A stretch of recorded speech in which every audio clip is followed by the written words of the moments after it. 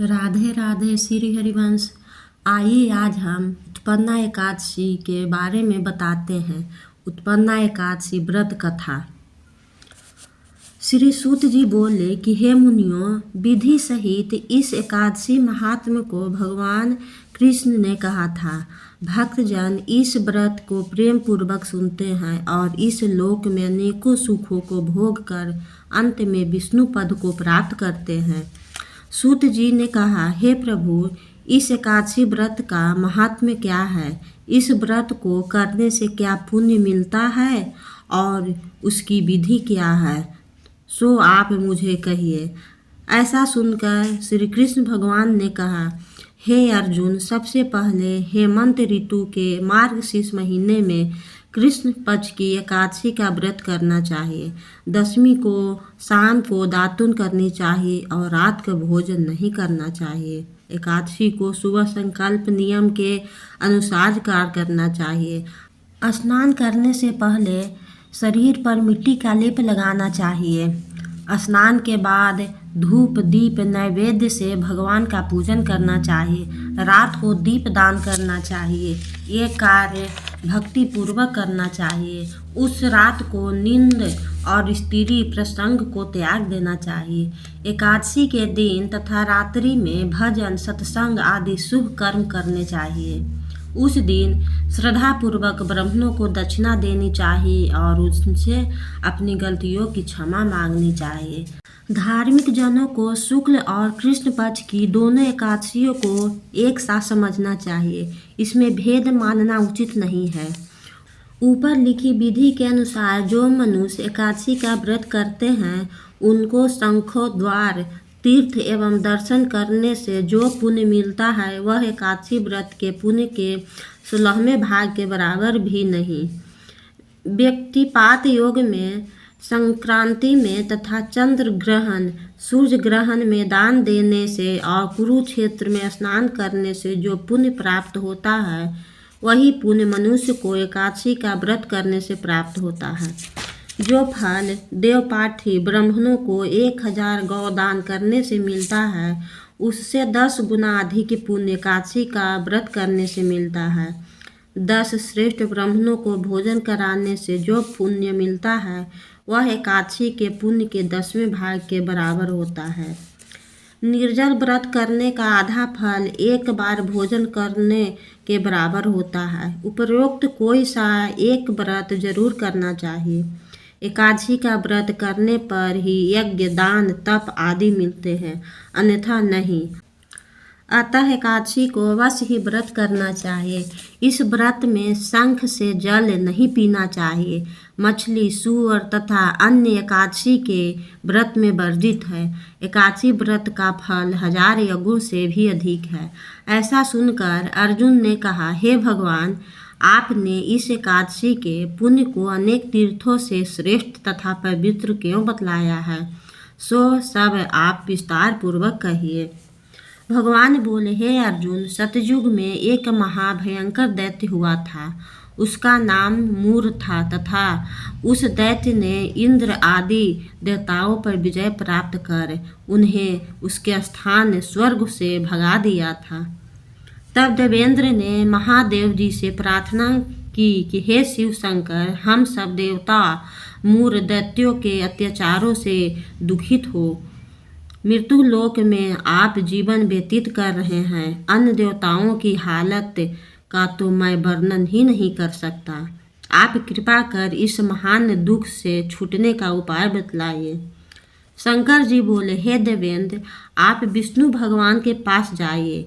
इंद्र तथा अन्य देवता महादेव जी के वचनों को सुनकर क्षीर सागर गए, जहाँ पर भगवान विष्णु शेष शैया पर शयन कर रहे थे। भगवान को शयन करते देखकर देवताओं सहित इंद्र ने स्तुति की। हे देवताओं के देव, आप स्तुति करने योग्य हैं। आपको बारंबार प्रणाम है। हे दैत्यों के संहारक, हे मधुसूदन, आप हमारी रक्षा करें। हे जगन्नाथ, समस्त देव दैत्यों से भयभीत होकर हम आपकी शरण में आए हैं। इस समय दैत्यों ने हमें स्वर्ग से निकाल दिया है और हम सब देवता पृथ्वी पर विचरण कर रहे हैं। अब आप ही हमारी रक्षा कीजिए, रक्षा कीजिए। देवताओं के द्वारा करुणापूर्ण वाणी को सुनकर श्री विष्णु भगवान बोले कि हे देवताओं, वह कौन सा दैत्य है जिसने देवताओं को जीत लिया है। भगवान ने उस अमृत रूपी वचनों को सुनकर इंद्र बोला, हे भगवान, प्राचीन समय में नाड़ी जंग नाम का एक दैत्य था। उस दैत्य के ब्रह्मा में वंश उत्पत्ति हुई थी। उसी दैत्य के लड़के का नाम मूर है। उसकी राजधानी चंद्रावती है। उस चंद्रावती नगरी में वह सूर्य नामक दैत्य निवास करता है, जिससे अपने बल से समस्त विश्व को जीत लिया है और सब देवताओं को देवलोक से निकाल दिया है। इंद्र, अग्नि, यम, वरुण, चंद्रमा, सूर्य आदि लोकपाल बनाए हैं। वह स्वयं सूर्य बनकर पृथ्वी को तापता है और स्वयं मेघ बनकर जल की वर्षा करता है। अतः आप उस बलशाली भयानक दैत्य को मारकर देवताओं की रक्षा करें। इंद्र के ऐसे वचन सुनकर श्री विष्णु भगवान बोले, देवताओं, मैं तुम्हारे शत्रुओं का शीघ्र ही संहार करूंगा। अब आप उस चंद्रावती नगरी को जाइए। इस प्रकार भगवान विष्णु देवताओं के साथ चल दिए। उस समय दैत्यपति मूर अनेकों दैत्यों के साथ युद्ध भूमि में गरज रहा था। युद्ध प्रारंभ होने पर असंख्य दानव अनेकों अस्त्रों शस्त्रों को धारण कर देवताओं से युद्ध करने लगे, परंतु देवताओं दैत्यों के आगे एक क्षण भी न ठहर सके। तब भगवान विष्णु भी युद्ध भूमि में आ गए। तब दैत्यों ने भगवान विष्णु को युद्ध भूमि में देखा तो उन पर अस्त्रों शस्त्रों का प्रहार करने लगा। भगवान भी चक्र और गदा से उनके अस्त्रों शस्त्रों को नष्ट करने लगे। इस युद्ध में अनेकों दानव सदैव के लिए सो गए, परंतु दैत्यों का राजा मूर भगवान के साथ निश्चल भाव से युद्ध करता रहा। भगवान विष्णु मूर को मारने के लिए जिन जिन शस्त्रों का प्रयोग करते वे सब उनके तेज से नष्ट होकर उस पर पुष्पों के समान गिरने लगे। अनेक अस्त्रों शस्त्रों का प्रयोग करने पर भी भगवान उसको नहीं जीत सके। तब आपस में मल्ल युद्ध करने लगे। भगवान विष्णु उस दैत्य से देवताओं के लिए सहस्त्र वर्ष तक युद्ध करते रहे, परंतु उस दैत्य को न जीत सके। अंत में विष्णु शांत होकर विश्राम करने की इच्छा से बद्रिकाश्रम चले गए। उस समय 38 कोस लंबी एक द्वार वाली हेमवती नाम की एक गुफा में शयन करने की इच्छा से भगवान घुसे। हे अर्जुन, अतः मैंने उस गुफा में शयन किया। वह दैत्य भी मेरे पीछे पीछे चला आया। मुझको शयन करता देखकर मारने को तैयार हो गया। वह दैत्य सोचने लगा कि यह मैं आज अपने चिर शत्रु को मारकर सदैव के लिए निष्कंटक हो जाऊंगा। उसी समय मेरी देह से एक अत्यंत सुंदर कन्या दिव्य वस्त्र धारण करके उत्पन्न हुई और दैत्य के सामने आकर युद्ध करने लगी। तब वह दैत्य आश्चर्य के साथ सोचने लगा कि यह ऐसी बलवान कन्या कहाँ से उत्पन्न हुई। वह दैत्य उस कन्या से लगातार युद्ध करता रहा। कुछ समय बीतने पर उस कन्या ने क्रोध में आकर उस दैत्य के अस्त्रों शस्त्रों के टुकड़े टुकड़े कर दिए।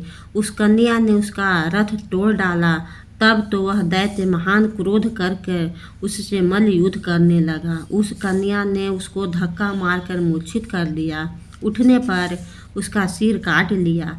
वह दैत्य सिर कटते ही पृथ्वी पर गिर गया और मृत्यु को प्राप्त हुआ।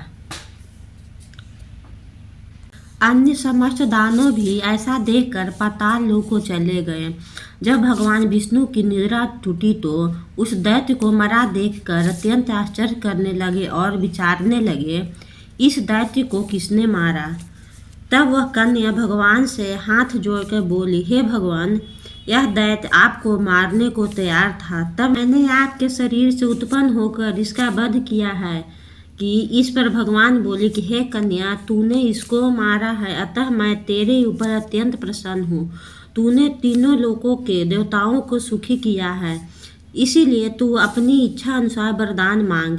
कन्या बोली, हे भगवान, मुझे यह वरदान दीजिए कि जो मेरा व्रत करे उसके समस्त पाप नष्ट हो जाए और अंत में स्वर्ग लोक को जाए और मेरे व्रत का आधा फल रात्रि को मिले और उसका आधा फल एक समय भोजन करने वालों को मिले। जो मनुष्य भक्ति पूर्वक मेरे व्रत को करे हुए निश्चय ही विष्णु लोक को प्राप्त करे। कृपा करके मुझे ऐसा ही वरदान दीजिए। जो मनुष्य मेरे दिन तथा रात्रि को एक बार भोजन करे वह धन धान्य से भरपूर रहे। इस पर भगवान विष्णु उस कन्या से बोले, हे कल्याणी, ऐसा ही होगा। मेरे और तेरे भक्त एक ही रहेंगे और अंत में संसार में प्रसिद्धि को प्राप्त होकर मेरे लोक को प्राप्त करेंगे। हे कन्या, तू एकादशी को पैदा हुई है, इसीलिए तेरा नाम भी एकादशी हुआ। जो मनुष्य तेरे दिन व्रत करेंगे उनके समस्त पाप जड़ से नष्ट हो जाएंगे और अंत में मुक्ति को प्राप्त करेंगे। तू मेरे लिए अब तीज, आठे, नौमी और 14 से भी अधिक प्रिय है। तेरा व्रत का फल सब तीर्थों के फल से भी महान होगा। यह मेरा कथन सत्य है। ऐसा कहकर भगवान उसी स्थान पर अंतर ध्यान हो गए। एकादशी भी भगवान के उत्तम वचनों को सुनकर प्रसन्न हुई।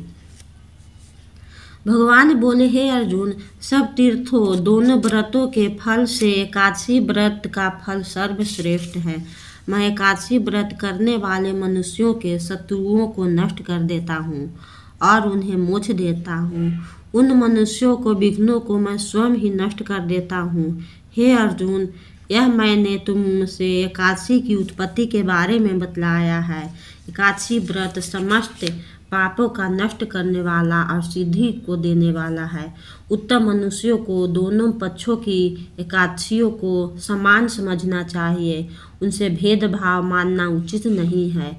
जो मनुष्य एकादशी महात्म्य को श्रवण व पठन करते हैं उनको अश्वमेध यज्ञ का फल मिलता है। तो ये हुआ एकादशी व्रत कथा का महत्व। तो आप लोग भी श्रद्धापूर्वक एकादशी व्रत कथा को सुनिए और दूसरे को सुनाइए।